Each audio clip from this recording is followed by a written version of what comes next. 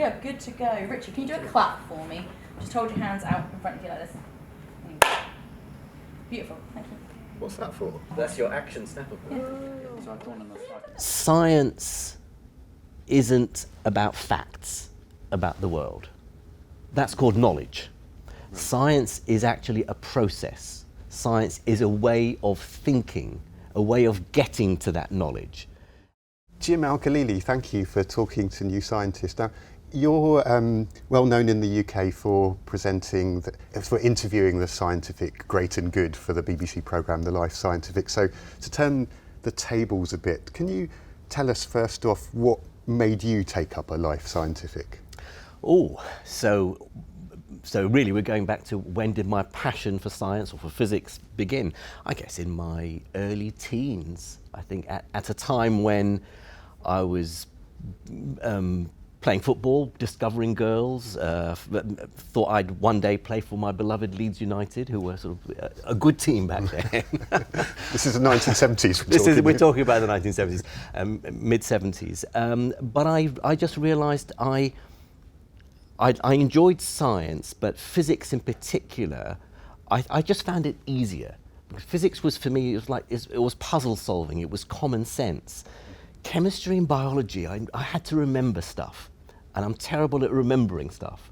So physics is, and also physics is a subject that for me dealt with the big questions. You know, where does the universe come from? What does an atom look like? You know, what's inside a star? And that was it. From about the age of 13, 14 onwards, that was it. I wanted to do physics, and you know, if I got to play for Leeds United, that would be nice. But I'm going to be a physicist. And was it an easy ride for you to become a physicist? Well, you know, I had to retake one or two of my A-levels because at a time when I was probably distracted, as many people are. But no, apart from that, it was, you know, I don't know whether when I decided to become an academic physicist, that probably wasn't until the final year of my undergraduate degree.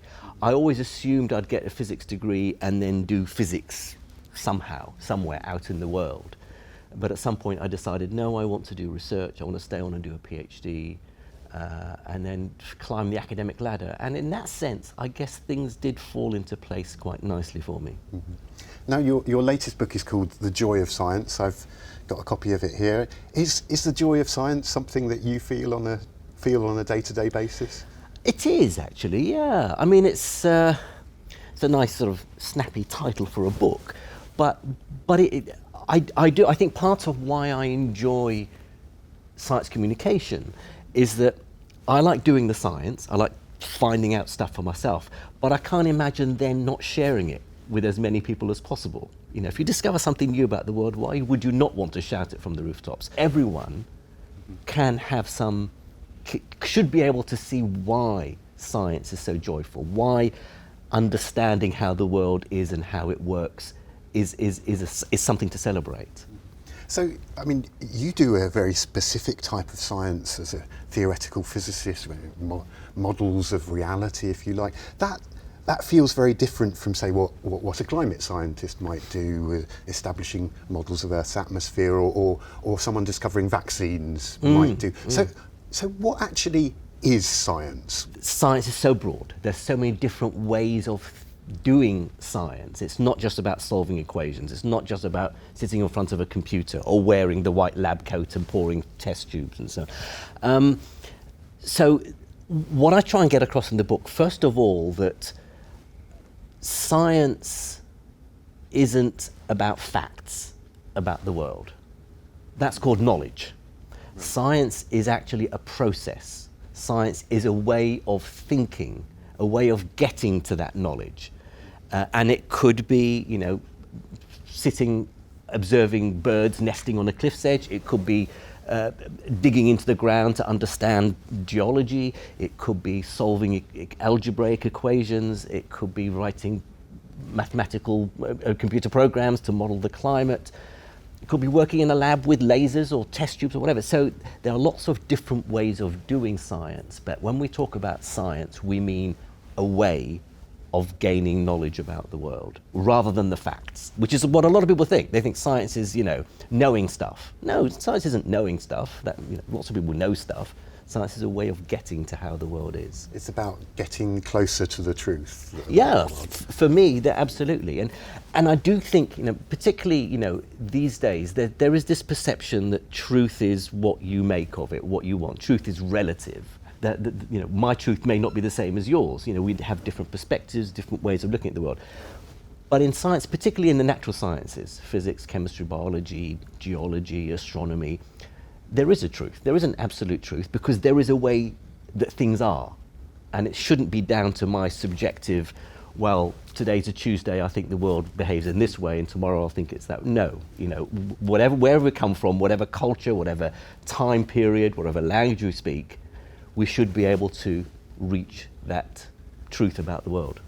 Misinformation is something I wanted to ask you about, because you clearly wrote this book because you're passionate about scientific thinking and its ability to guide our thinking in the world. But there is so much misinformation when we think about COVID conspiracy theories, of course. Are we becoming less scientific? Are we turning away from that way of thinking? It's funny. I guess it depends on who you talk to.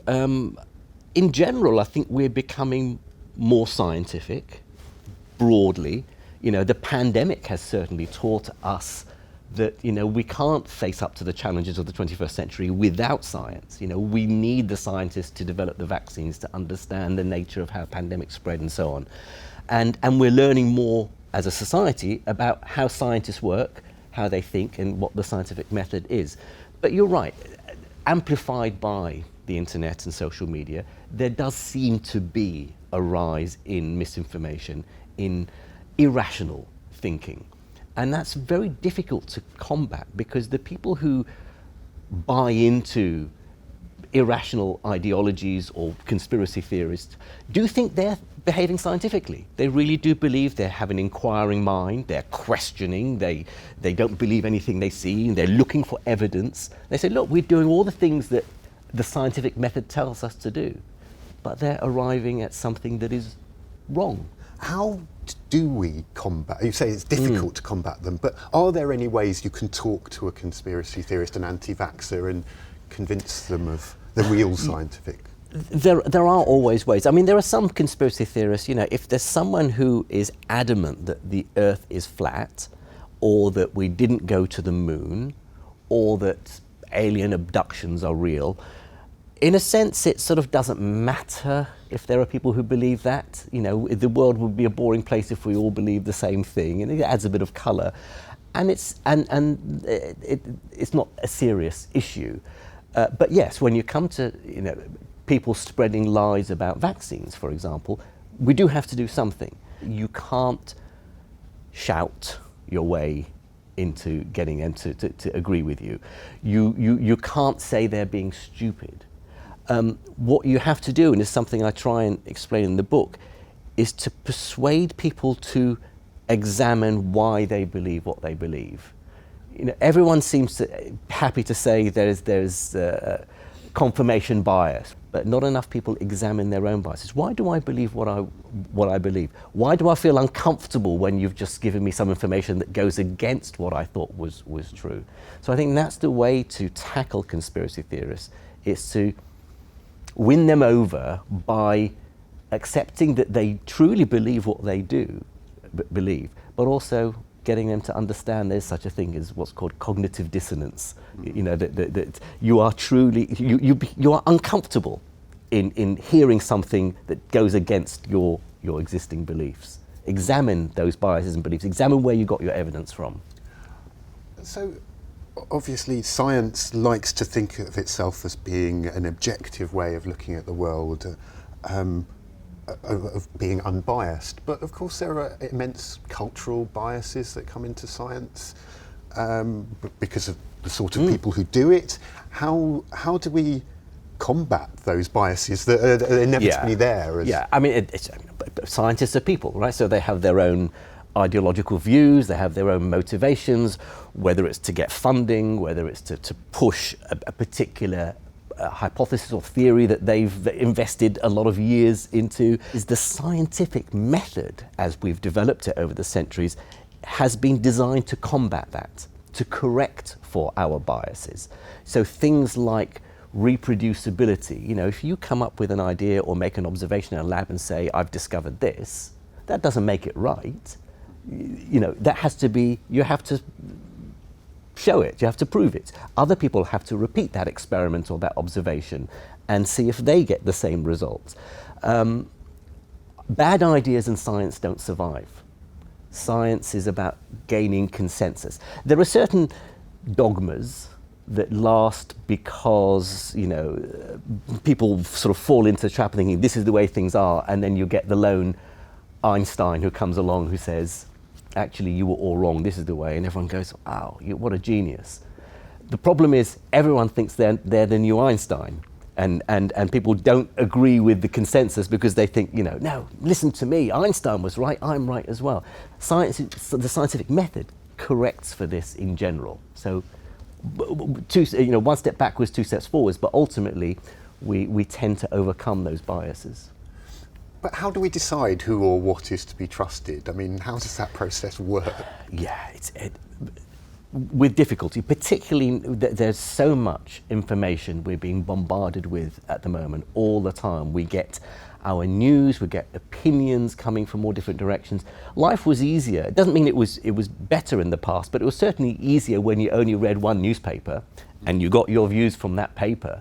Now, there are so many people still, obviously, because it's human nature, we still tend to gravitate towards views and opinions that we already agree with. But how do you sift through that? Examining those biases rationally is important. It's not something that we all like to do, but it's something we should try to do. It's the way scientists are trained.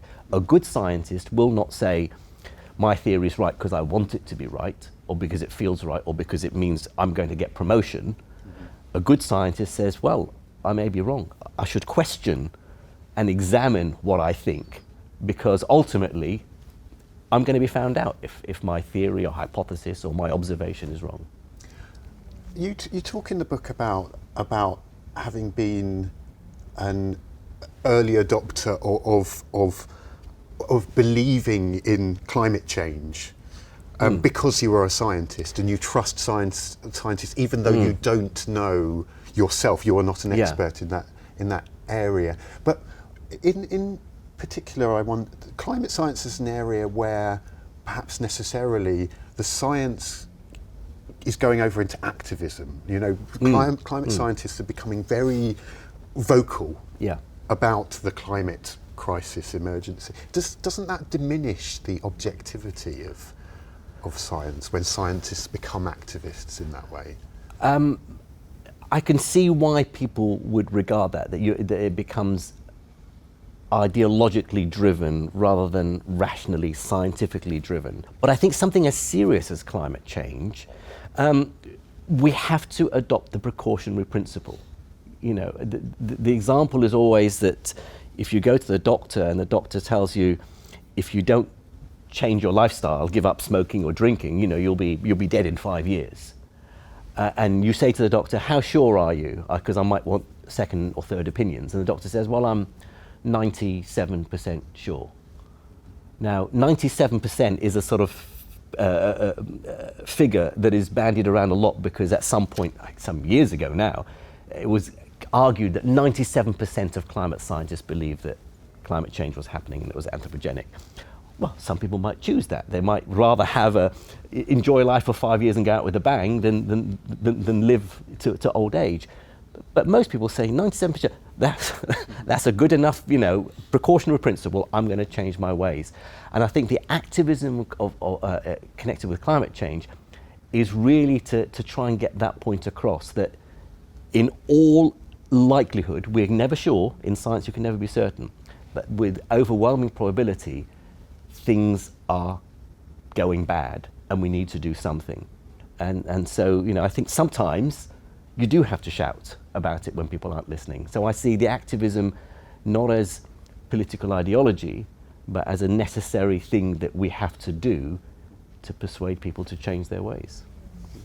So we talked a lot about belief and truth and scientific modes of thinking, but another mode of thinking, religious thinking. You're a very prominent humanist. Do you think religious thinking and scientific thinking are incompatible, or? Well, it depends. Sometimes religious beliefs and science do sort of butt up against each other. But by and large, if you were a laser physicist or an engineer or an organic chemist, if you have a religious faith, that's not going to affect your ability as a scientist, right? I know plenty of excellent scientists who also have religious faiths, and that doesn't make them less of a scientist. But sure, ultimately, a scientific view of the world does not call upon any supernatural explanations. There are very clever and very rational scientists, and many of whom are friends of mine, for whom their religious faith is very important. And I wouldn't deem to argue with them or belittle the reasons for their belief, for what they believe in. But ultimately, for me, I don't want to get to a point where why are things the way they are because God made them that way. For me as a scientist, I want to find a non-supernatural explanation that obeys the laws of physics, that obeys the laws of nature. I'd rather not appeal. For me, it's almost, my personal view, it's intellectual laziness to reach a point and say, well, I can't understand you further. That's down to the divine creator's big plan. To use that as an excuse to jump into the fundamental physics, of course, you are a physicist by training, but so that there comes a point, doesn't there, always, when we're asking those big questions about the cosmos, the nature of reality, where we are going to say, well, things are just as they are. We can't make any further progress. And what do you do then? Yeah, well, I think certainly one example is in cosmology. How did the universe start? Well, it started at the Big Bang. That's when space and time started. And then you say, well, what caused the Big Bang? Oh, you can't even ask that. It doesn't make sense to ask that question. And if you go sort of just purely by Einstein's theory of relativity, the way that explains it is that there is no earlier time than the Big Bang, in the same way that there's nowhere on Earth further south than the South Pole. And for the same reason, there is no time before the Big Bang, because there was no time to embed the word before in. That's when time was created. So that was one of those examples where you say, well, you get that far and say, how did the universe begin with the Big Bang? How did the Big Bang start? It just did. And yet, nowadays, there are ideas in theories in cosmology that suggest there was a before. Maybe our universe was born in a Big Bang that wasn't unique, that there are other Big Bangs in other parts of the multiverse, other universes that are popping into existence. So what we once thought was the limit of where we could possibly get to as an understanding, we then later realized we could push it back. And that's what we've done in science all the time. We've pushed back the boundary of where in the past people thought, well, this is the limit. After that, it's belief, theology, metaphysics. We're realizing that science is constantly taking us beyond what we thought we could understand. Well, I mean, one of the possible implications of the Big Bang as it in its canonical form at the moment is cosmic inflation. A possible consequence of that is eternal inflation, which creates a multiverse of universes. When cosmology starts saying there are other universes that we can know nothing about, isn't it sort of then going into that ascientific, religious, take it on belief? I mean, in a sense, yes. The same applies with various highly mathematical theories like superstring theory.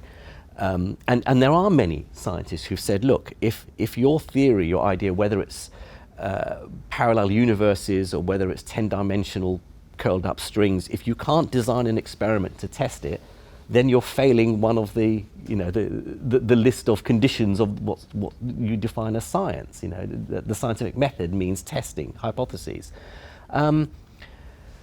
But they're more than just beliefs. They're more than just, there's a reason for why people think eternal inflation might be correct or that string theory might be correct. It's not the same as I happen to believe in a divine creator because it's written in some holy book somewhere. There are reasons mathematically why these ideas make sense. There are reasons why rationally and logically they answer questions. For me, I put them above just religious beliefs because we hope one day to be able to test them. Just because we don't have a way of testing some of these ideas now doesn't mean they're not part of science. To move on to a very rigorously tested theory, quantum theory, it's where you work. But no one understands quantum theory. Will we ever?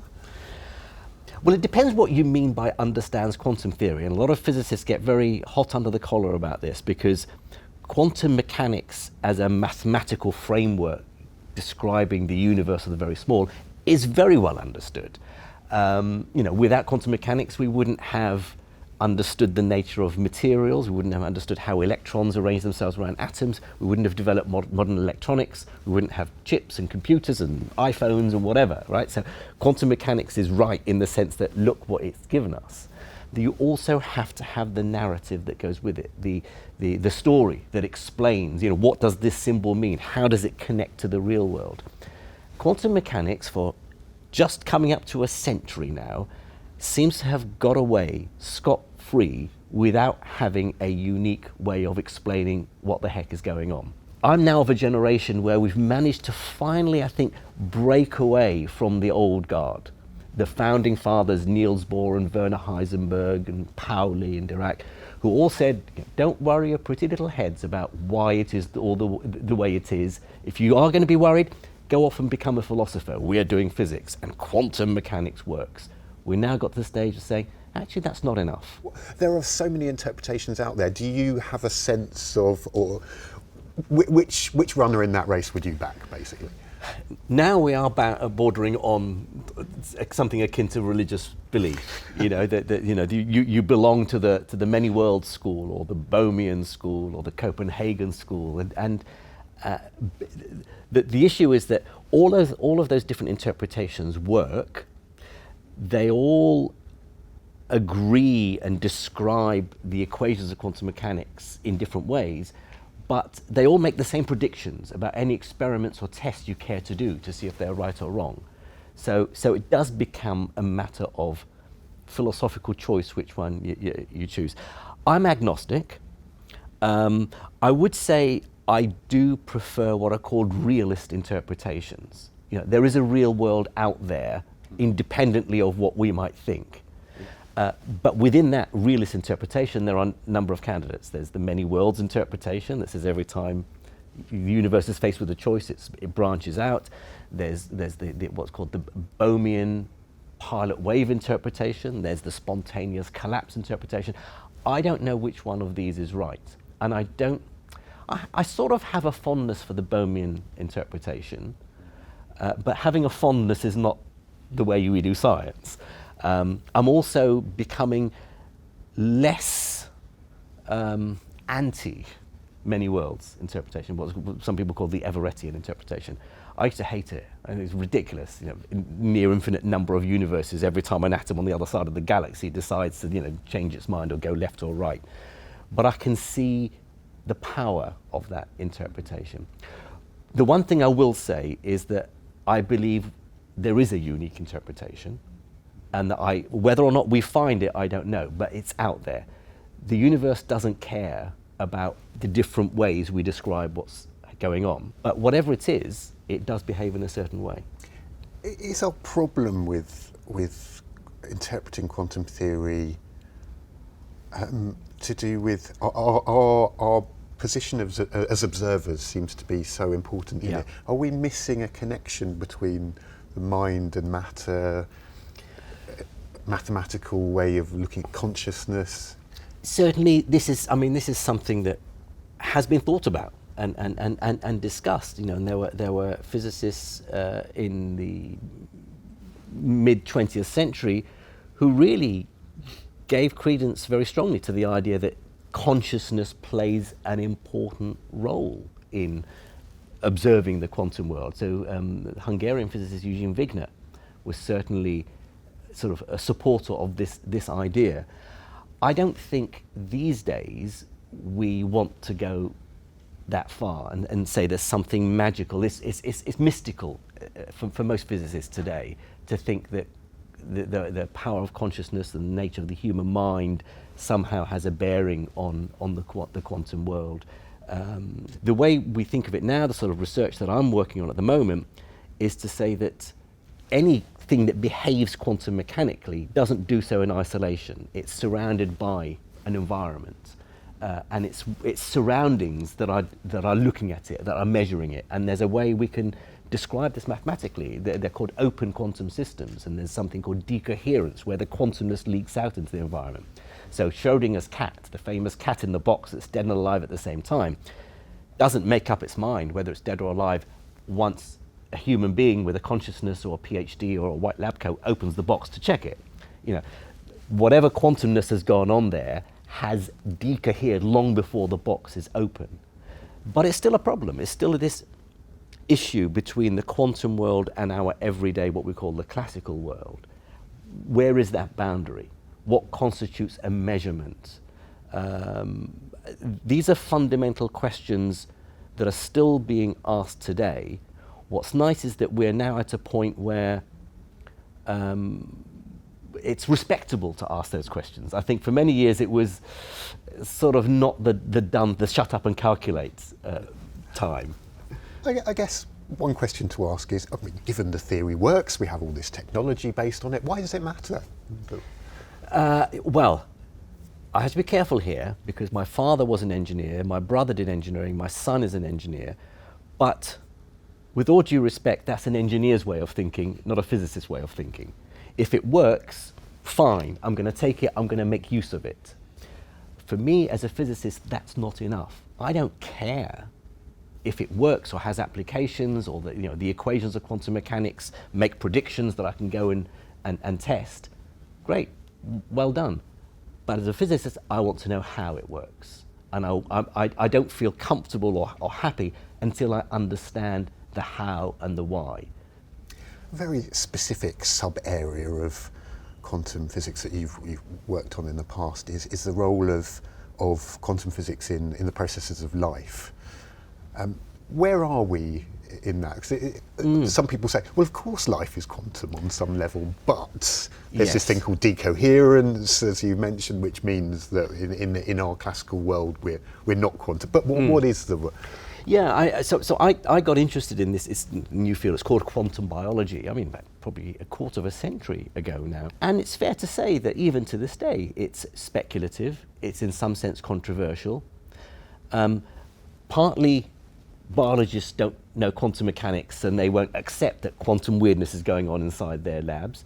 Physicists find biology hard and complicated because it is hard and complicated, and they'd much rather do their physics experiments in a physics lab where they can control dials and tweak the temperature and look at lasers bouncing off mirrors, rather than trying to understand what's going on inside a living cell where thousands of chemical reactions taking place. And then the chemists who sit in between the physicists and biologists will adopt a very valid view that you have, that you just suggested, which is, well, of course, everything at some level, when you get down to atoms and molecules, is going to behave quantum mechanically. But no, quantum biology means something different. It doesn't just mean how chemical bonds form. It means that despite the fact that we should see quantum effects dissipating, decohering very, very quickly inside the warm, messy, noisy environment of a living organism, it does seem there's ample evidence, growing evidence now over the last decade or two, that life over the course of billions of years has evolved the ability to fine-tune things to maintain quantum effects for long enough that they can have some functional role to play inside living cells. So quantum mechanics isn't just going along for the ride. There are certain things, you know, whether it's photosynthesis, whether it's mutations in DNA, that wouldn't happen in the same way unless quantum mechanics is playing a role. And that's what I find exciting, that life is somehow different from inanimate matter of the equivalent complexity, because life has evolved the trickery of the quantum world to make it more efficient. Jim, we're running out of time a bit. I just want to, maybe to wrap up, want to ask you, your role is as a scientist, but also in the public engagement of science, and you talk very passionately about science and scientific thinking. If you had some words of advice for young people thinking of going into a life scientific, what would you say to them?